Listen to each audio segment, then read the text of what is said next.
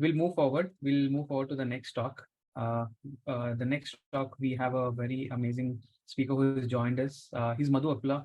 He's uh, he currently is a security researcher, and then he's known worldwide for his open source works around applications like Kubernetes Goat and Hacker Container and TLDR.run. So he's a pragmatic security leader. He currently works on product security and cloud native security areas. And he is a frequent speaker and trainer at events like and at international security events like DEF CON, Black Hat, SANS, Usenix, OWASP, and Nullcon. There are a bunch of other different areas also where he's a prominent trainer on security. And Madhu is a published author of security automation with Ansible too. Also, he's a technical reviewer for books and conferences. He contributes to communities like All Day DevOps, Null, AWS, and OWASP. He also is into the advisory role for a lot of different startups for building products around containers and around security as well. So thank you so much, Madhu, for joining us today. It's a pleasure to have you. In fact, I'll pass it over to you now. Yeah, thank you so much for the introduction. So let me just share the screen and confirm. Sure.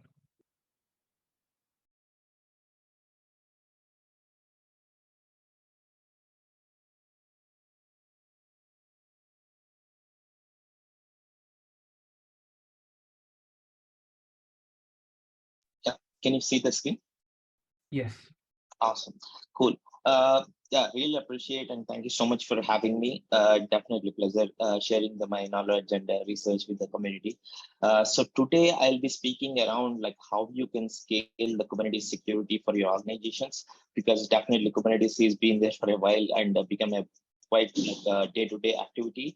So I just wanted to focus and stress on bit like how we can scale for the organizations, because each organization varies from like one security engineers to maybe dozens or like hundreds of the people. So we kind of look at different perspectives and how we can approach these Kubernetes aspects, right?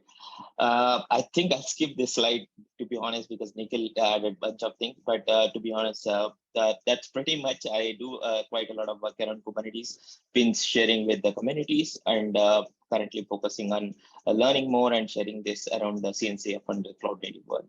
Right? Yeah. Let's look at the today's agenda. I think it's been around 40 to 45 minutes we have. Definitely, I could not cover everything, whatever I have in my mind are like the things I wanted to share, but definitely I'll try to focus on some of the aspects we would like to cover in the session, which is useful. So we will start with like why Kubernetes security is really important, because it's been there for a while. Maybe it's already matured and secure enough, right? So we look at some of the attacks and threat models and what could be possibly go wrong as well, right? Then once we understand that, we kind of look at how do we scale, like what is the reason we wanted to scale Kubernetes security, right? So we'll see some of the use cases and problems and the things which is happening in day-to-day current workflows in the clusters. Then we will also look at the solutions, like how we can solve it and some approaches. Definitely, we can't just go with the one solution or one approach, because each organization varies according to their use cases, right? So we will conclude with some key takeaways and some of the questions if you have. But please feel free to bring your questions if you have any while going through the talk. It will be a bit of hands-on, so yeah, please bear with me with some live demos. Right? Before I just start with the session, maybe it would be nice if you have some time like to share your approach. So what would be your approach if you wanted to think about like Kubernetes security, right? So what is your engineering process to solve this problem? Is it more like something you build into SDLC or something you solve as a tooling or education? So if you can share some of this, that would be super awesome in the chat. I'll definitely go through them. I opened it on my tab. So yeah, I'll just wait for 1 minute if you have any inputs.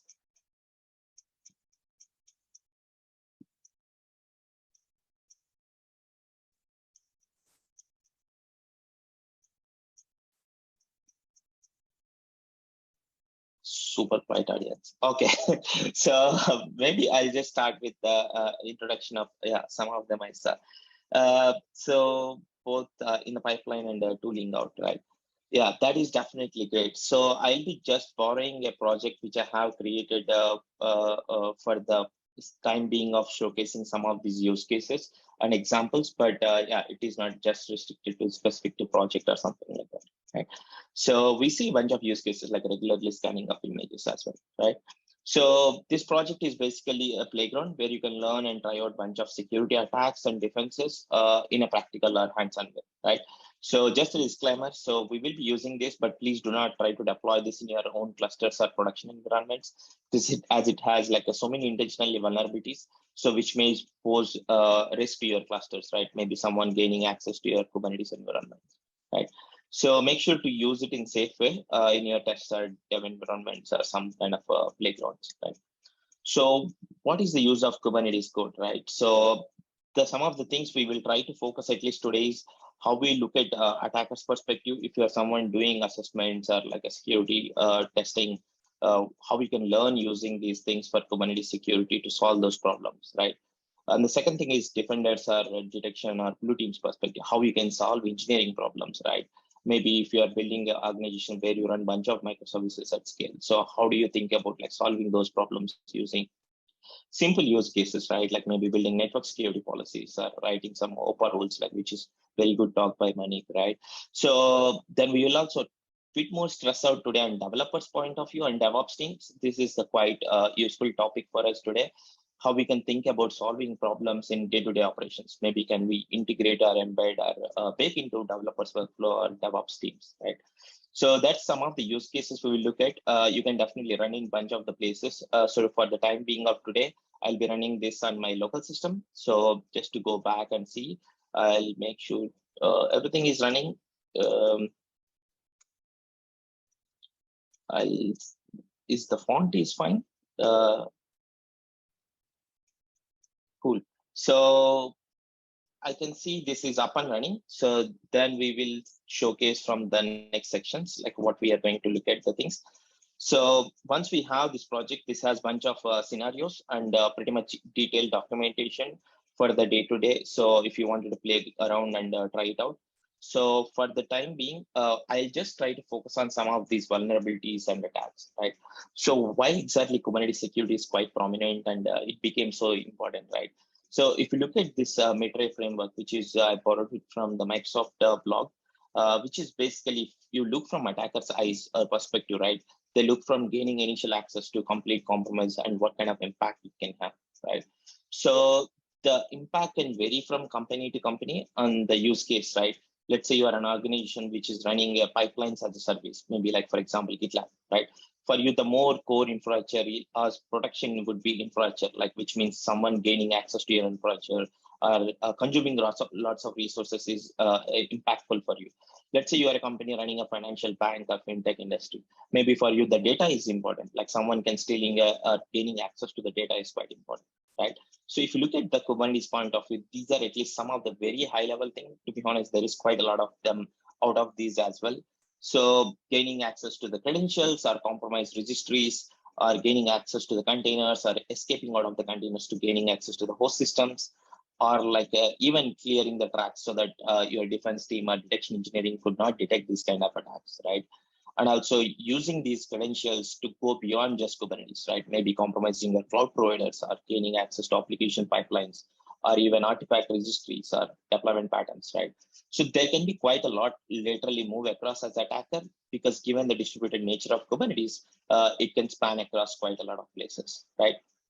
So we will look at some of these attacks today, how it can be scary, and look at like some of the defenses and how you can scale these kind of things in a day-to-day organization, right? So I just wanted to give you one example, right? Definitely you can't maybe see this. I'll just try to go back to the source. So this is borrowed from the CNC of one of the threat model, right? So just to access to have like a sensitive data, which is like a Kubernetes secret, right?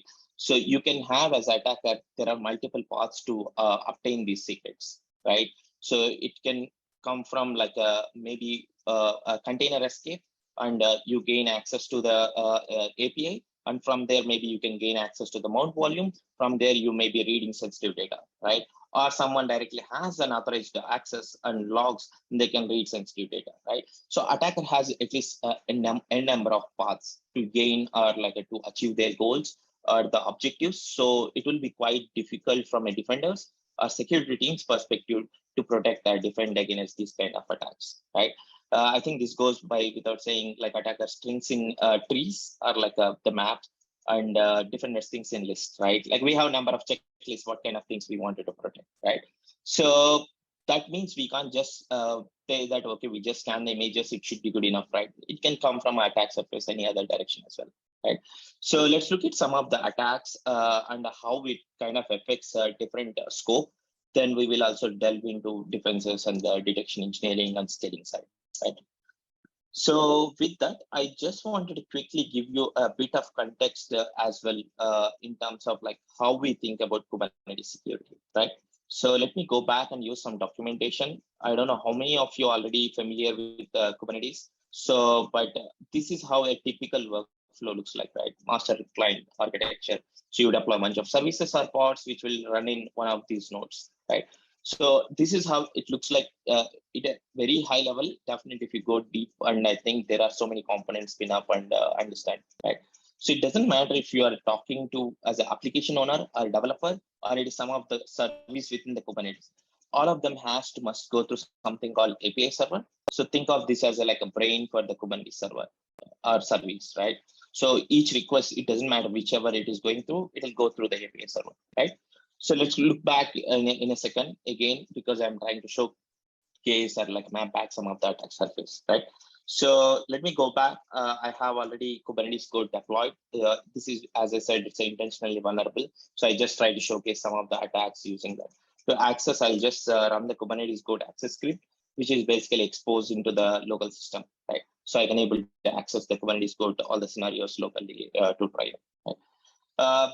To sake of the demo, I definitely will not cover everything. I'll just try to pick one or two scenarios and showcase what kind of impact can happen, right? So if you look at common pattern, which most people talk about containers or especially container orchestration platforms, right? One of the things being container escapes, right? When application vulnerabilities are there, it doesn't matter which kind of tooling you put or sensitive or secrets or anything has been secured. If there is application vulnerability, all of the things can be bypassed, right? So we look at a simple pattern with that. So I'll just go ahead and access that scenario. So assume that we are already inside one of the pod, right? As an attacker, like you are compromised one of the container due to an application security flaw like command injection, and you're inside a pod. So you can also look at the things when you enter a Kubernetes pod. So ideally, you can look at the C group, and you can identify where exactly you are sitting in the system, right? So for example, in this case, I'm inside a pod, but I'm still not doing anything, right? So from here, I can access literally application logs, like if any system and all the data, whatever it's in the system, right? Like any mount files or any network calls or any data which is available within the system. Looks like some of the commands also not available, given containers are like trying to reduce unrequired binaries and information, right? So let's go back, and I'll try to use some documentation rather me going. This is the scenario I picked up this. If you're someone want to try out, there is a detailed documentation or step-by-steps as well, so you can understand and learn about this, right? So if you look at an attacker's perspective, right, I kind of look at like, okay, how much things it can be like quite dangerous here. So maybe I'll start looking at, is there any mount system files? Like you look at like as an attacker, there are so many things file system mounted, right? I can also look at, is there any processes which are shared from the host system, which means like from underlying host system to the container, right? Looking at it is there are so many processes which are shared from the host system, right? So these all are different kind of attack surfaces, which we end up causing either intentionally or unintentionally, right? For example, if you are running a monitoring system, which definitely require to have some kind of processes access so that it can do monitoring of the processes and understanding any attack surfaces, right?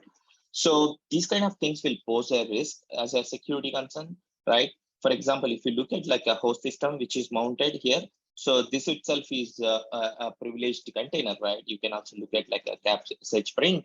So you can have all different type of capabilities for this container, which can give more access than intended to happen, right? So whatever I have been showcased so far is security misconfigurations or like insecurities or vulnerabilities within the Kubernetes. Not a system, it's more on the way we deploy or manage the system, right? So let's go back and exploit this scenario, right? So if I look at this scenario, now we are here inside this container, and due to the container has more privileges, as you can see, it has more privileges than intended. So we are trying to leverage those privileges and gain access to the underlying host system, right?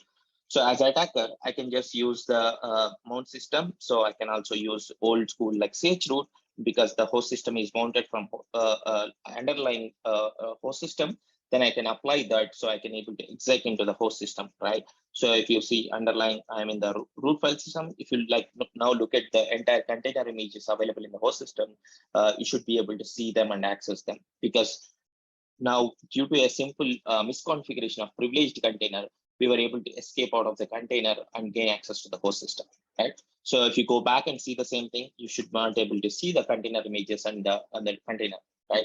Because container doesn't have any privileges or like a containers Docker socket running, right?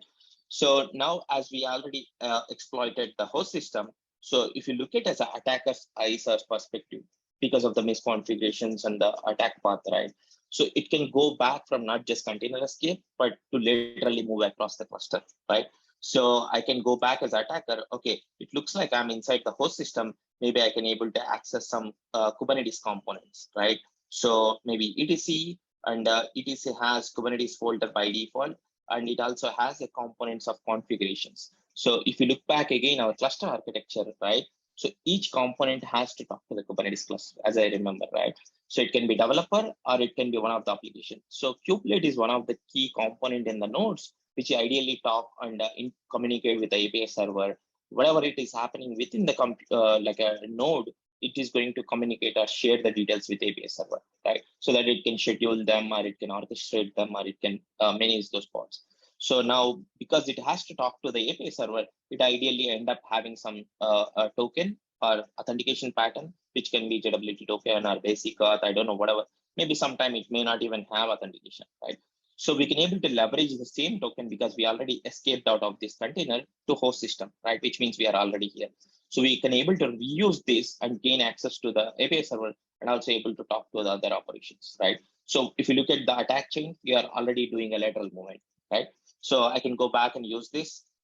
So if you look at the kubelet configuration, sorry, I'll just use this file. So you can see this, it has the certificate, which is going to talk, and the token, and also the server address, right? And these are the certificates. So now we are going to use this using kubectl, and you can also pass the configuration using kubectl --kubeconfig. Then I can also put this path, which is where the available configuration is there. So then I can ask Kubernetes, say, using this configuration, can I get the parts of the cluster, right? So what it is trying to do now here is kubelet is trying to use the kubelet config and able to query the API server and able to see the response. So if you look at this attacker chain, so from container, we escape to the host system. So we leverage the kubelet configuration and talking to the Kubernetes. So even if suppose some detection team is trying to do something, if you use proper user agents and proper API calls, basically they can't even able to detect because we are trying to steal or like use the kubelet token and talking to the API server, right? So these kind of attacks are quite scary. So now you are just getting a pause, which means if kubelet has a permission to deploy something, you can still do those kind of things. So whatever kubelet has now, basically as an attacker, you can able to start doing them, right? So you can also use a query called auth can I, which is nothing but an imperative command. By asking Kubernetes, can I get pods? So it has a simple command interface where it will try to understand if you are able to get pods using the obtained or available configuration, right? So you should be able to do that. So you can also start asking more questions to the Kubernetes. So like asking, can I delete nodes, right? Which is basically cluster-wide operation. So it will go back and ask Kubernetes, can I able to delete nodes? No, because this is more restricted scope of the token, so it cannot do much permission. So for the shortcut being, I can also show, can I -- list? It will try to show the list of permissions so it can happen to do. So using this token, you can able to do all these operations within the Kubernetes, right? So from there, as an attacker, you can start drilling more deeper and gain more access or exploit, right? So this is a simple typical pattern of a kill chain or like a attack path, right? So there can be much more attacks. This is just an example of how attacker can leverage or gain access to the Kubernetes or container ecosystems, right? So which can not only saying this is just one example, it can go back to much more complex as well, right? So I'll start with this example because it's quite common and extremely insecure pattern which we say in day-to-day organizations and microservices deployment patterns, right? So assume there is a service which we're going to deploy in a Kubernetes, right? So the service has to have some kind of authentication, right? So what they end up doing something called a service account, which is nothing but an instance profile. So I don't know how many of you familiar with the AWS world, the cloud security world. So if you are using cloud and if you wanted to have a EC2 or like Lambda, any compute engine, so basically what you do is something called instance profile. So what it means is rather you give developers and users access key or secret key. So what you do is you basically attach the instance metadata role to automatically to the compute. If an application is running within the service, basically it has same credentials or permissions to do that. In a same thing, in Kubernetes world, you can also do something like that called service account, right? So the same thing will replace with service account. So then you give the permissions using something called RBAC, right? Which is role-based access. So in this case, the pod or container, whichever you are trying to do deploy, will have the permissions, whatever it is providing and gaining access to the talking to Kubernetes, right? This is a complete typical workflow. If you are using Spring Boot configs and everything will be using such a way, or if you have any deployment patterns, or it will consume the similar way, right? So we will look at a simple attack surface here, right? So if you look at this pod, again, as you know already, you can look at like the pod or not. It is running in a Kubernetes pod. So now what we are trying to do is, by default, all the service account tokens are mounted in Kubernetes called var run service account Kubernetes. So by default, this is a simple RBAC access, which is given to this container to talk to the API server. The idea is it has to only talk to the webhook API key secret, right? Nothing it has to do. But given the developers misconfigure these tokens or privileges, they try to give wide open access, which end up gaining more access to the cluster or resources, which is more prone to starting attacker access to gain more and more access to the systems, right? So let's look at the typical example. So what I'll do is I'll export this token and try to see what kind of privileges it has. So I'll export the API Kubernetes host, and I also exported the token, and I'll also export the namespace, and I'll also export the JWT token. So if you look at the token, it's basically a simple JWT token. So you can also look at them. Maybe I can just look at this for you.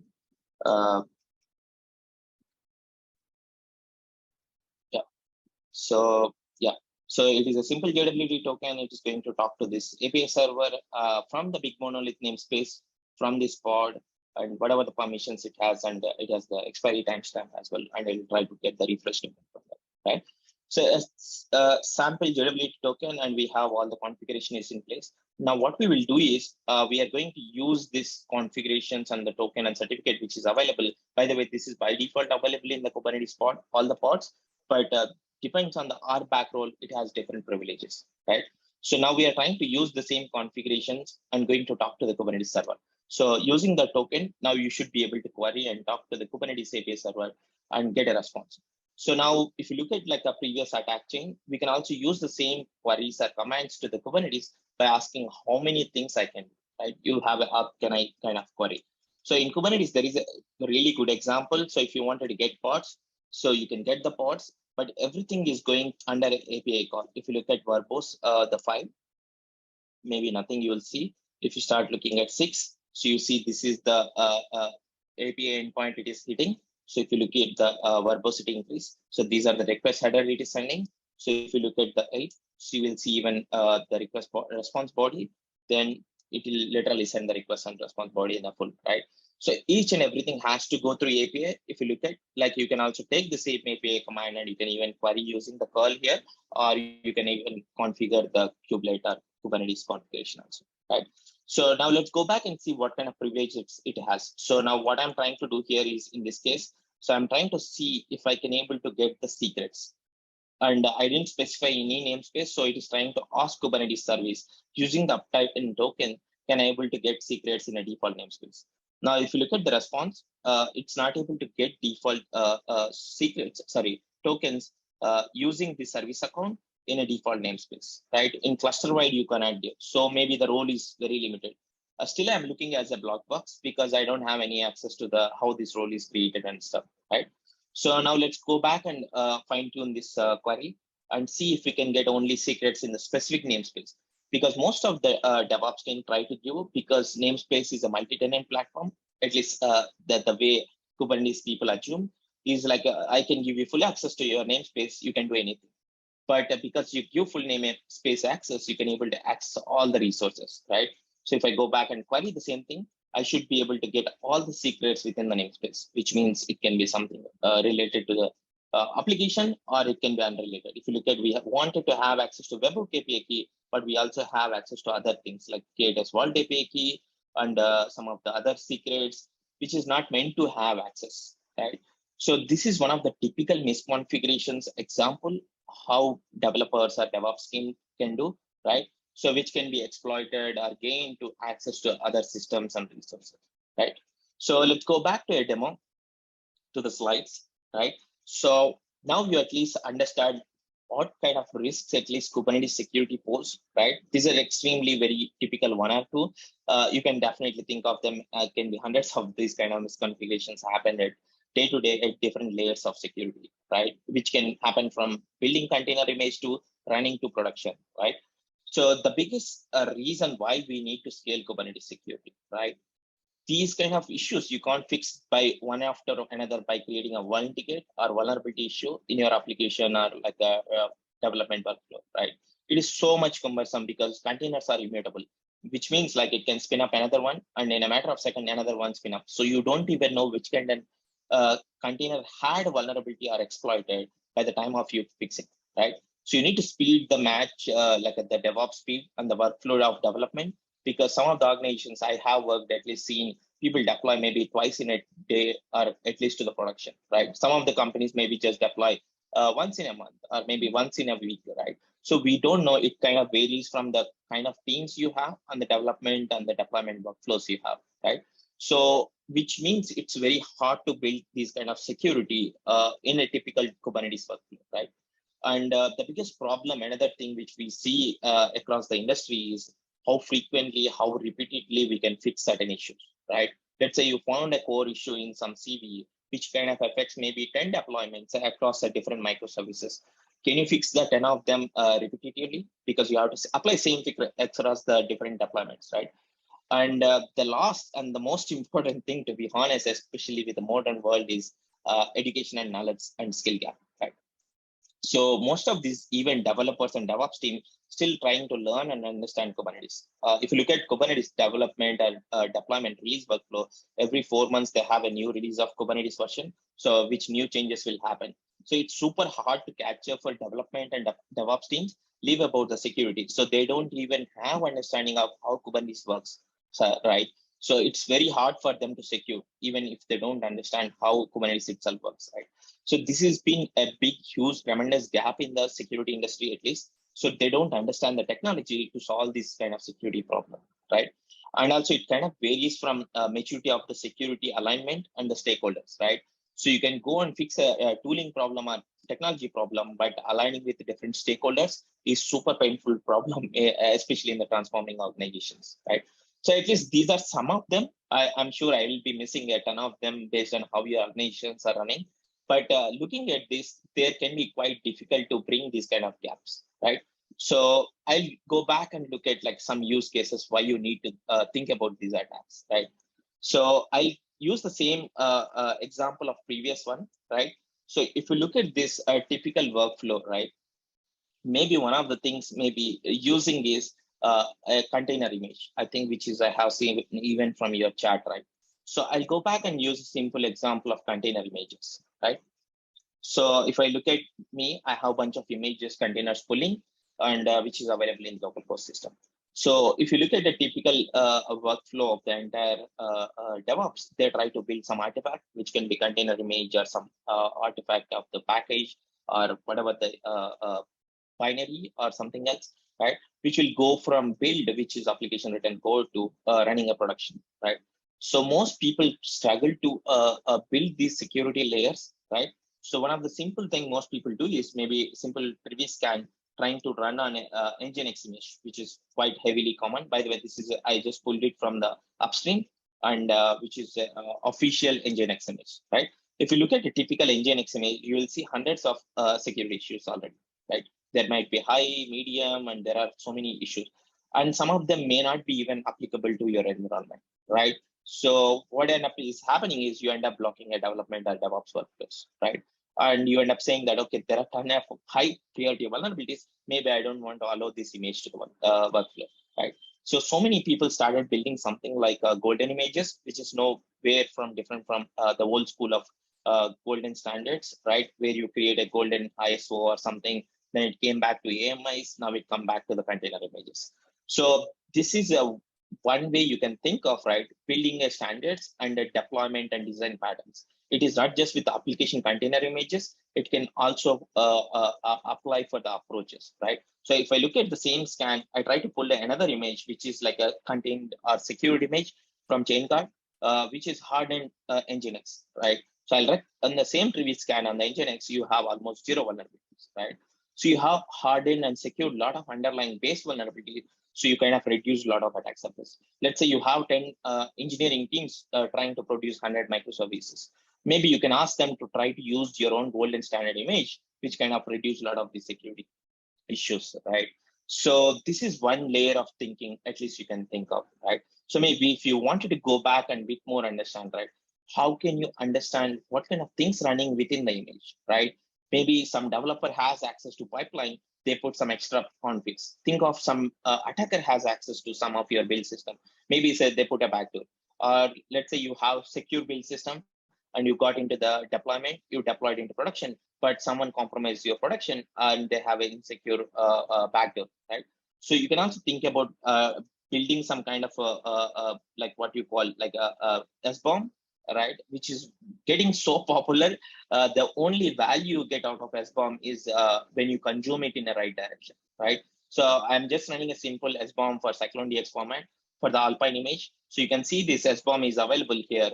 So now we have list of images, which has all the packages which is used on the version, right? So maybe if you can use this metadata of this entire SBOM and attach it back to the image which is you had and sign that image, like making sure no one has able to update or modify those layers of the container, right? Because it's immutable, you don't able to change anything.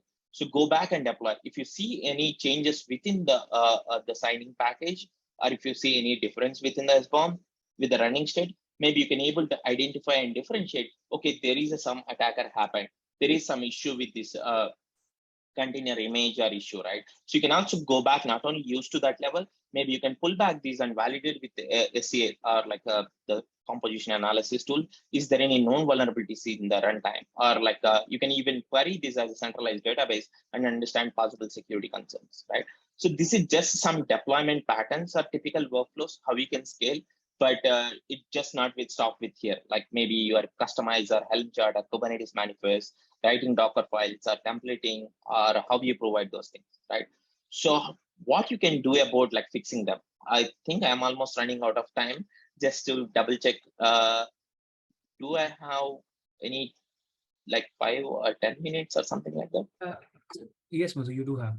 Oh, cool. Awesome. So I have one more last demo or typical example how you can think about these things. So one of the things we think about scaling is rather than finger pointing, which is what happens in most security teams, right? Like there is no single answer here because it varies from the organization and how you run your teams and management, because it kind of varies, right?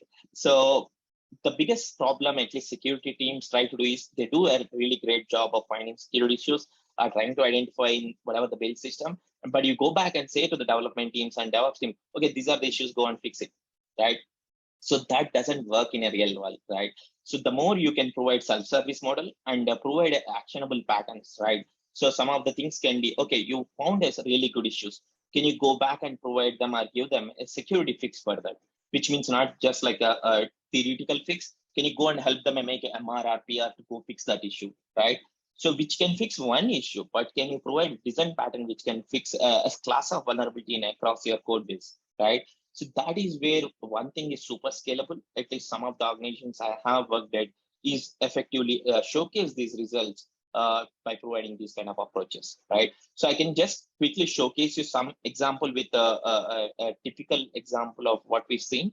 So if you look at this thing, we kind of have much more granular access than what we're supposed to have, right? So let me go back and showcase you basically how it looks like. Let me go back and use the, I forget which one is that. I believe it's a hunger check deployment. Okay. So if you look at, this is the typical deployment which happened, right?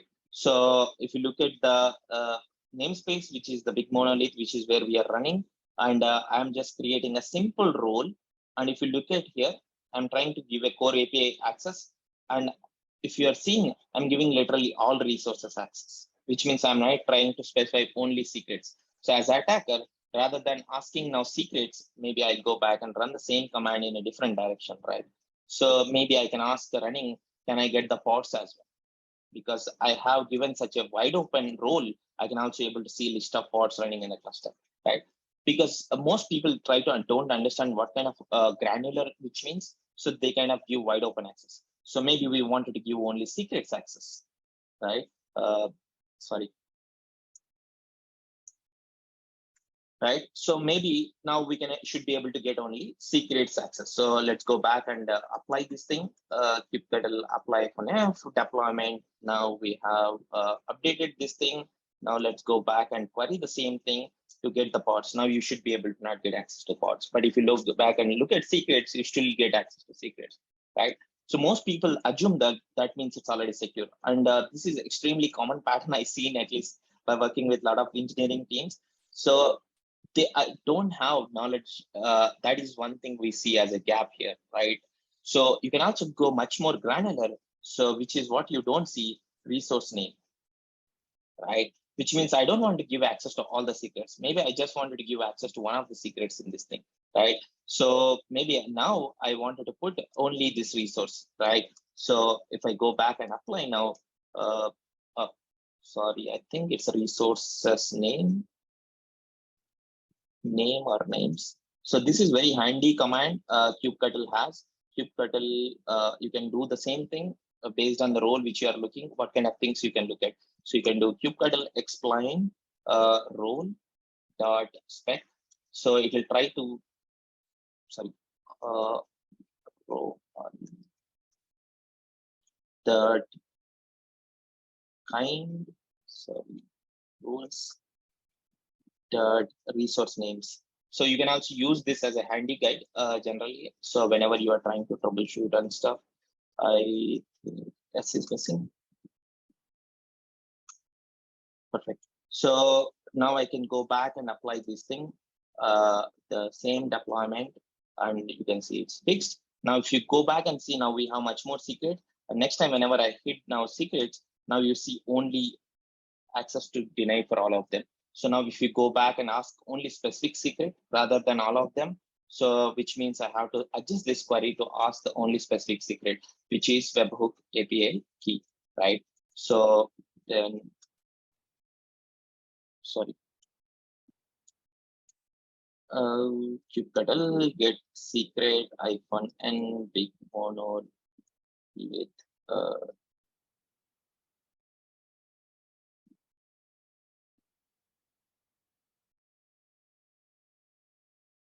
super slow. I don't know if my internet, yeah. Get secrets big. This is what happens when we do live demos. Yeah. So now I think I can get the same thing with, let's see, maybe I'm trying to do different API calls than integrate. So it's a secret only, correct? So I think some issue with the application. So let's, it's not exposed. Bash.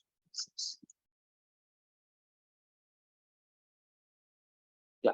So sorry, I have to do again all this hard work. Apologies. So I'll just quickly import these things. The pod got restarted. The live demos of hardware. Yeah.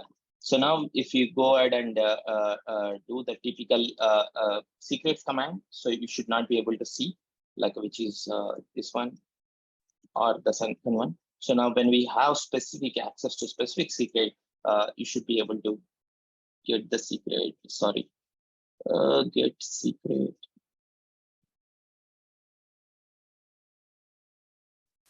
I hope this is the one, but let me just double check what kind of role I have given.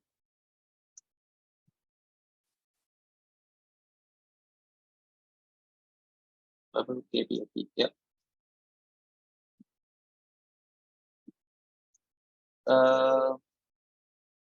Yeah, ideally it should work, but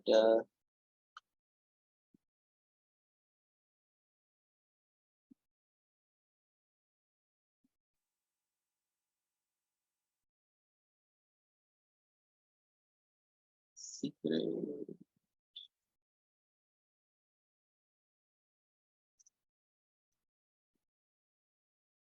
Oh, it's plural. Okay, secrets. Sorry. Thank you.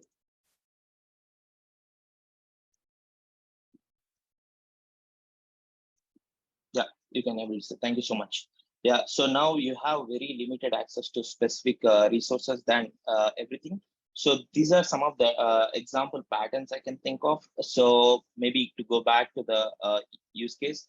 So that's pretty much. So some of the things which is at least helpful from the working with the different engineering teams is helping them to create as a security team hardened version of these design patterns, secured versions. So helping them to create a secure Helm chart, which maybe already has a bunch of these vulnerabilities fixed, and giving them as a design pattern, go and use this Helm chart, which has the secure one. So maybe if tomorrow there is a 0-day or some kind of vulnerability you have seen, maybe go and fix this Helm chart because all of these microservices going to consume these Helm charts, right? So being these kind of things is quite helpful, and definitely education is the biggest gap.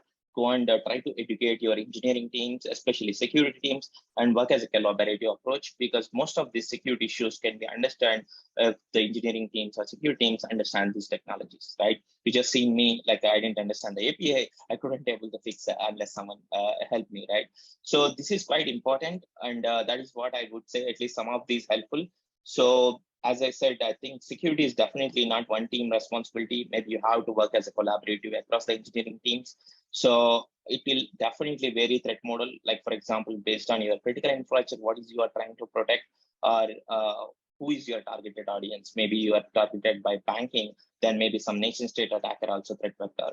If you are some simple organization, maybe you will just work around like script kiddies or hackers or someone else, right? So it varies your threat models and the attack vectors or the actors, right? And make sure to apply secure or sane defaults, which is really important because a lot of these security issues in Kubernetes are like most of the modern infrastructure is fixed with misconfigurations or like secure default, right? This is really important. If you don't know what you have, like it is very hard to fix. And with the nature of immutable and the fast moving distributed nature system, it is always really important to know what kind of assets you want to fix them and implement them.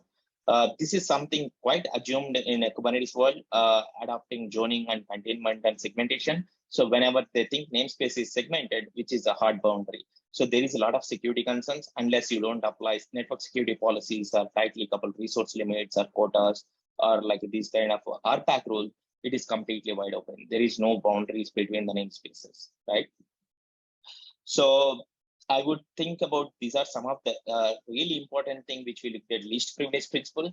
We wanted to go granular, means extremely granular, where we wanted to restrict these things, right, as a layer of defense.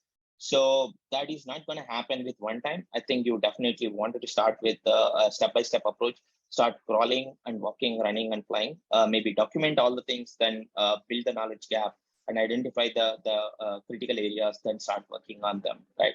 So that is at least what I can think of sharing. I would definitely happy to hear if you have any questions, suggestions, or discussions.